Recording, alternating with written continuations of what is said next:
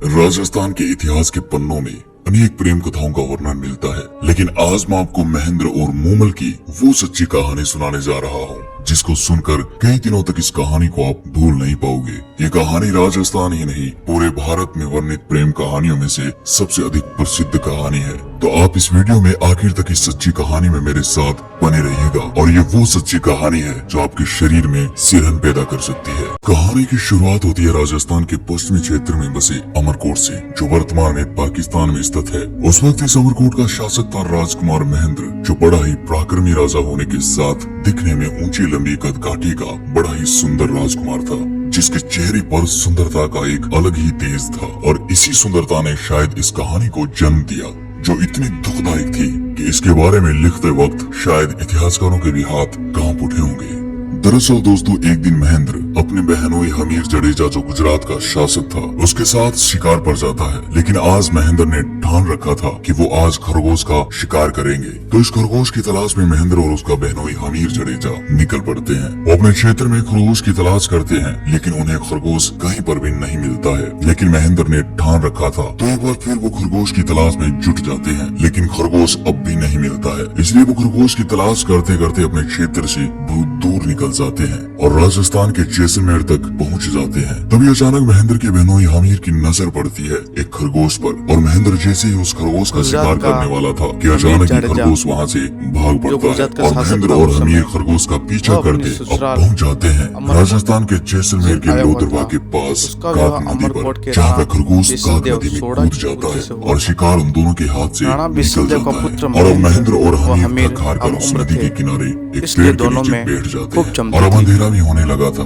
तो अब हमीर महेंद्र से कहता है वो अपने क्षेत्र से बहुत दूर निकल आए हैं, तो अब उन्हें यहीं पर अपने खान पान की व्यवस्था करनी पड़ेगी। तभी महेंद्र और हमीर अपने आसपास कोई ठहरने की जगह ढूंढने लगते हैं कि अचानक इस नदी की दूसरी ओर दूर उन्हें एक खूबसूरत महल दिखाई देता है। और अब वो दोनों नदी पार कर उस महल तक पहुंच जाते हैं, जहाँ उन्हें पता चलता है कि ये महल और किसी का नहीं बल्कि लोथरवा की राजकुमारी मूमल का है, जिसकी खूबसूरती के चर्चे दूर दूर तक के क्षेत्र में फैले थे। वो इस महल के पास पहुंचते हैं तो देखते हैं कि महल गुलाब के फूलों से सजा पड़ा था। भव्य इमारत, चारों तरफ पहरेदार, आसपास सेवक सेविकाएं खड़ी है और इस महल के चारों तरफ रौनक छाई हुई है। इसके बाद महेंद्र महल के सेवकों को अपना परिचय देता है और बताता है कि वो अमरकोट का राजकुमार महेंद्र है और ये गुजरात के शासक हमीर जडेजा है। हम शिकार के लिए आए थे, लेकिन रास्ता भटक गए हैं और अब हम आपके यहाँ रुककर खान पान और विश्राम करना चाहते हैं। और उसके बाद द्वारपाल उन्हें महल के अंदर ले जाते हैं और उनका खूब सत्कार किया जाता है। उनकी विश्राम की और खान पान की व्यवस्था की जाती है। अब महेंद्र और हमीर भोजन करने के पश्चात वहाँ से अमरकोट रवाना होने की तैयारी करते हैं। लेकिन जैसे ही वो जाने लगते हैं तो एक सेवक राजकुमारी का संदेश लेकर उनके पास पहुँचता है और कहता है कि राजकुमारी मूमल आपसे मिलना चाहती है, लेकिन एक साथ नहीं, अलग अलग। तो राजकुमार महेंद्र अपने बहनोई हमीर से कहता है कि आप बड़े हो तो राजकुमारी से मिलने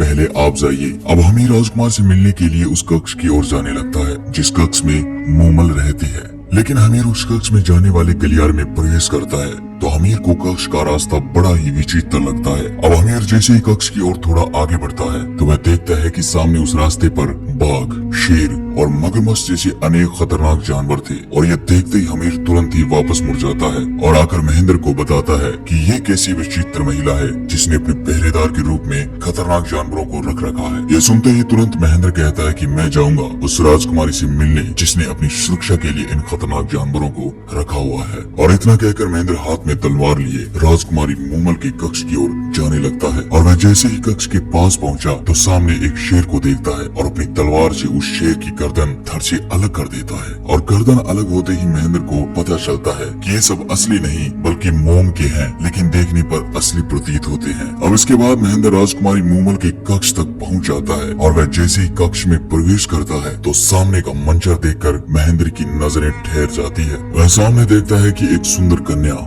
जिसकी आंखें हिरनी जैसी, जिसके बाल एड़ियों तक लंबे, जिसका चेहरा शरद रात्रि के पूर्णिमा के चांद जैसा। वह कन्या महेंद्र की प्रतीक्षा में उसके सामने खड़ी थी और ये कन्या कोई साधारण कन्या नहीं बल्कि लोथरवा की राजकुमारी मूमल थी, जिसकी सुंदरता का बखान दूर दूर तक के क्षेत्र में फैला हुआ था। लेकिन इस कहानी में इसके साथ जो होता है वो सुनकर आपके शरीर के रोंगटे खड़े होने के साथ साथ आपकी रूह भी कांप जाएगी। इसके बाद उस कक्ष में खड़े महेंद्र की नजरें मूमल से हट ही नहीं रही थी। वह उसे देखकर अभिभूत हो जाता है। मूमल इतनी आकर्षित थी कि महेंद्र मूमल पर कायल हो जाता है और इधर मूमल भी इस ऊंची कदकाठी के सुंदर नवयुवक को देखकर उससे आकर्षित हो जाती है और पहली ही मुलाकात में दोनों को आपस में प्रेम हो जाता है। और इसके बाद मूमल और महेंद्र बातें करने लगते हैं और मूमल और महेंद्र बातों में इतना खो जाते हैं कि उन्हें पता ही नहीं चलता कि कब रात बीत गई। और अब अगली सुबह जब महेंद्र राजकुमारी मूमल से अमरकोट जाने की इजाजत मांगता है तो मूमल महेंद्र को रोकती है और मूमल ने महेंद्र के सामने अपने विवाह का प्रस्ताव रख देती है। और इतना सुनते ही महेंद्र कहता है कि वह इस प्रस्ताव को स्वीकार नहीं कर सकता है क्योंकि महेंद्र के पहले से 6 रानियां हैं, लेकिन अब भी दोनों एक दूसरे से बिछड़ना नहीं चाहते थे। तो मूमल ने महेंद्र से कहा कि आप एक शर्त पर यहाँ से जा सकते हो और मूमल ने शर्त रखी कि आपको हर रोज मुझसे मिलने आना होगा। तो महेंद्र ने राजकुमारी मूमल की ये शर्त स्वीकार कर ली और इस शर्त को स्वीकार करके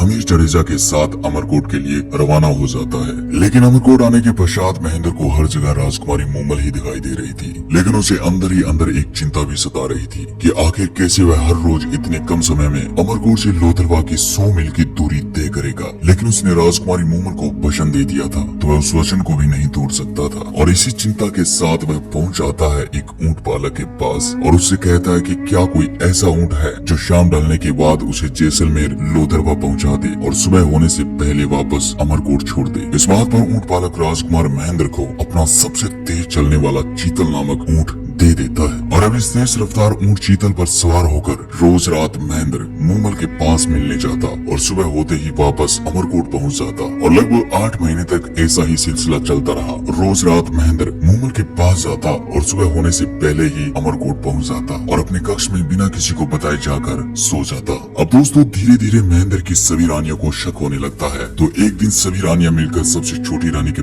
पास जाती है और महेंद्र के हर रात गायब होने का कारण पूछती है, क्योंकि महेंद्र पिछले 8 महीने से अपनी रानियों को समय नहीं दे पा रहा था और इसी बात ने उन रानियों को शक पैदा कर दिया था। अब वो सभी रानियां जैसे ही छोटी रानी के पास पहुंचती है तो छोटी रानी कहती है कि उसे नहीं पता कि आखिर महेंद्र रात को जाता कहाँ है। वह हर रात गायब रहकर सुबह आकर अपने कक्ष में सो जाता है। तो अब इसी चिंता के साथ महेंद्र की सभी रानियां मिलकर अपनी सास के पास जाती है और उन्हें सारी घटना से अवगत करवाती है। तो महेंद्र की माँ छोटी रानी से पूछती है कि महेंद्र जब घर आता है तो कैसी हालत में होता है। तो छोटी रानी बताती है कि महेंद्र पूरी तरह भीगा होता है और सुबह जल्दी आकर कक्ष में सो जाता है। और इसी बात पर महेंद्र की माँ छोटी रानी को कहती है कि अब जब महेंद्र भीगा हुआ आए तो एक बार उसके बालों पर चिपका पानी मुझे लाकर दिखाई। और छोटी रानी वैसा ही करती है। वह महेंद्र के बालों से टपका पानी एक बर्तन में इकट्ठा कर अपनी सास को दिखाती है और महेंद्र की माँ जैसे उस पानी को चखती है तो उसे पता चलता है कि ये पानी तो काक नदी का है। बस महेंद्र की माँ को सब समझ में आ जाता है कि उसका बेटा रोज रात उस क्षेत्र की सबसे खूबसूरत राजकुमारी मूमल के पास जाता है जिसका महल काक नदी के किनारे है। और अब ये बात जब महेंद्र की रानियों को पता चलती है तो वो महेंद्र को मूमल से मिलने से रोकने के लिए एक तरकीब लड़ाती है और वो उस ऊंट जिस पर अब तक राजकुमार महेंद्र जाता था उस ऊंट को जहर दे देती है ताकि महेंद्र लोथरवा मूमल के पास न जा सके। अब अगले दिन जब महेंद्र चीतल के पास जाता है तो वह देखता है कि उसका ऊंट चीतल मरा पड़ा है और ये देखकर महेंद्र चिंतित हो उठता है और वह सोच में पड़ जाता है कि अब वह मूमल के पास हर रोज कैसे जाएगा। और इसी चिंता के साथ एक बार फिर वह उसी ऊंट पालक के पास जाता है और वह ऊंट पालक के पास जाकर चीतल जैसे ही ऊंट की मांग करता है जो उसे चीतल की भांति लोथरवा पहुंचा दे और उसी रात वापस उसे अमरकोट छोड़ दे। और ये सुनकर ऊंट पालक महेंद्र से चीतल जैसा ही ऊंट तो नहीं पर उसकी जैसी रफ्तार वाली ऊंटनी के बारे में बताता है जो उसे उसी रफ्तार के साथ लोथरवा जैसलमेर पहुंचाकर एक ही रात में वापस अमरकोट ले आएगी। लेकिन ऊंट पालक ने महेंद्र से कहा कि आप इसे ले जाइएगा, लेकिन एक बात का ध्यान रखिएगा कि अगर गलती से भी इस पर वार कर दिया तो ये आपको रेगिस्तान में भटका सकती है। तो महेंद्र शर्त मानकर उस ऊंटनी को ले जाता है और उसी रात उस ऊंटनी पर सवार होकर अमरकोट से लोथरवा के लिए निकल पड़ता है। लेकिन दोस्तों रास्ते में महेंद्र मूमल से मिलने की जल्दबाजी में गलती से उस ऊंटनी पर चाबुक से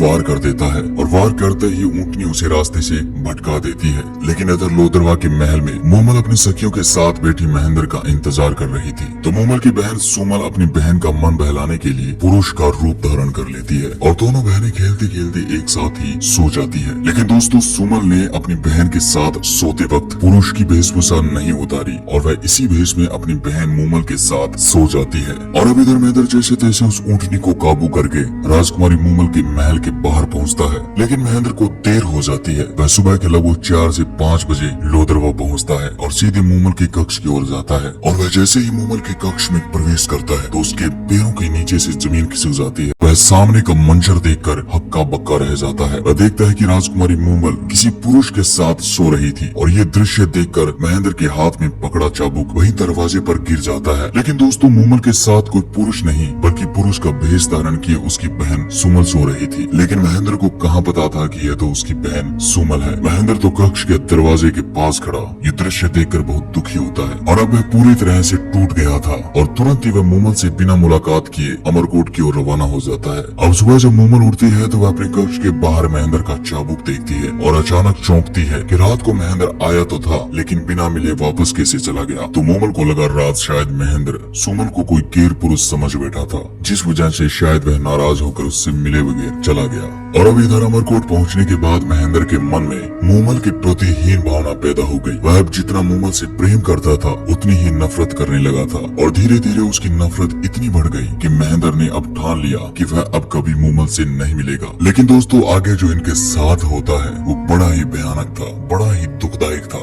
अब इधर मूमल महेंद्र के इंतजार में महल के दरवाजे पर अपनी नजरें बिछाए महेंद्र का इंतजार करती। लेकिन महेंद्र उस दिन के बाद कभी भी लोदरवा नहीं पहुंचा और अपनी रानियों के साथ अमरकोट में समय व्यतीत करने लगा। अब धीरे धीरे समय बीतता है लेकिन अब भी मूमल लोदरवा में महेंद्र का इंतजार कर रही थी और मूमल की इसी चिंता के चलते उसकी खूबसूरती निढाल होती गई। अब बीच में कई बार मूमल ने राजकुमार महेंद्र को खत भेजे लेकिन ये खत कभी महेंद्र तक पहुंच ही नहीं पाए। ये खत महेंद्र की रानियों तक ही सीमित हो गए। अब काफी समय बीतने के पश्चात राजकुमारी मूमल के सब्र की सीमा टूट जाती है और इसी के चलते राजकुमारी मूमल अपने कुछ सेवकों के साथ लोदरवा से अमरकोट की ओर प्रस्थान करती है महेंद्र से मिलने के लिए। और अब मूमल अमरकोट महेंद्र के महल के बाहर पहुंच जाती है और अपना पैगाम महेंद्र तक पहुंचाती है कि लोदरवा की राजकुमारी मूमल उनसे मिलने खुद आई है। महेंद्र तक ये पैगाम पहुंचता है लेकिन महेंद्र को अब भी मूमल से नाराजगी थी जिसके चलते महेंद्र पैगाम भिजवाता है कि महेंद्र का स्वास्थ्य खराब होने के कारण वह राजकुमारी मूमल से नहीं मिल सकता है। लेकिन मूमल को हर हाल में महेंद्र से मिलना था जिस कारण वह रात्रिकालीन विश्राम वहीं अमरकोट में करती है। और अगली सुबह मूमल फिर पैगाम भिजवाती है कि महेंद्र का स्वास्थ्य अब कैसा है, क्या वह अब मुझसे मिल सकते हैं। लेकिन एक बार फिर महेंद्र की तरफ से मना कर दिया जाता है। लेकिन मूमल कहाँ मानने वाली थी। अब मूमल वहीं पर डेरा जमाई बैठ जाती है और हर रोज महेंद्र तक मिलने का पैगाम भिजवाती है। अब महेंद्र के भी कई बार मूमल से मिलने की इच्छा हुई लेकिन उसके सामने उस रात का वो दृश्य घूम उठता है जो उसकी मिलने की इच्छा को खत्म कर देता है। और उसके बाद मूमल को लगा कि मेरे हर पैगाम का जवाब ना में आ रहा है। तो अब मूमल अपनी बात व्यक्त करने के लिए गाने वाले संदेश वाहकों का सहारा लेती है और ये संदेश वाहक निढाल होती जा रही मूमल का संदेश लेकर महेंद्र तक पहुंचते हैं और उस संदेश का गाना गाकर उस रात की सच्ची घटना का बखान करते हैं। अब उनका बखान सुनकर महेंद्र मन ही मन सोचता है कि मूमल मेरी इतनी प्रतीक्षा कर रही है तो हो सकता है मूमल सच्ची हो। और इसी के चलते महेंद्र की भी अब मूमल से मिलने की इच्छा होती है। लेकिन महेंद्र उससे मिलने से पहले अपने विचलित मन से मूमल की आखिरी परीक्षा लेना चाहता है। अब महेंद्र अपने एक दरबारी को बुलाता है और मूमल तक एक पैगाम भिजवाता है। महेंद्र दरबारी से कहता है कि तुम राजकुमारी मूमल को जाकर बोलो कि रात को महेंद्र को काले नाग ने डस लिया है जिसके चलते महेंद्र की मृत्यु हो गई है। और अब अगली ही सुबह महेंद्र का दरबारी भागकर उस स्थान पर पहुंचता है जहां पर मूमल डेरा लगाए बैठी थी और दरबारी मूमल से रोते हुए कहता है कि बड़ी ही दुख भरी खबर है कि कल रात राजकुमार महेंद्र को काले नाग ने डस लिया है जिस कारण राजकुमार महेंद्र की मृत्यु हो गई। और जैसे ही ये शब्द राजकुमारी मूमल के कानों में पड़ते हैं वैसे ही लोदरवा की राजकुमारी मूमल जो अपनी खूबसूरती और हंसमुख स्वभाव के कारण पूरे क्षेत्र में प्रसिद्ध थी वह ये बात सुनते ही जमीन पर गिर जाती है। और राजकुमारी मूमल को ये खबर सुनकर इतना बड़ा धक्का लगता है कि राजकुमारी मूमल वहीं पर अपने प्राण त्याग देती है। और दोस्तों ये बड़ा ही दुखदायक था और वहाँ आसपास खड़े लोगों के आंखों में आंसू आ जाते हैं और इसके बाद जब महेंद्र तक ये खबर पहुंचती है कि राजकुमारी मूमल जो आपसे इतना प्रेम करती थी, उसको जब आपकी मौत की खबर लगी तो वहीं पर उसने अपने प्राण त्याग दिए। तो दोस्तों ये खबर सुनकर राजकुमार महेंद्र को भी सदमा लगता है कि उसकी एक परीक्षा के चलते उसको अपने प्राणों से भी ज्यादा चाहने वाली राजकुमारी मूमल ने अपने प्राण त्याग दिए। तो ये सोच कर राजकुमार महेंद्र भी मूमल के लिए पागल हो जाता है और पागल होने के कारण कुछ ही समय में राजकुमार महेंद्र भी मूमल की याद में अपने प्राण त्याग देता है। तो दोस्तों ये थी राजस्थान की वो सच्ची प्रेम कथा जिसको वर्णन करते वक्त शायद इतिहासकारों की भी आंखें नम हो गई होगी। और दोस्तों आज महेंद्र और मूमल की दुख भरी प्रेम कहानी जैसलमेर के लोदरवा के पास बने मूमल महल की दीवारें बयां करती है। तो दोस्तों मिलता हूँ एक नई कहानी के साथ, तब तक के लिए अपना ख्याल रखिएगा और अपने चैनल को अभी सब्सक्राइब करने के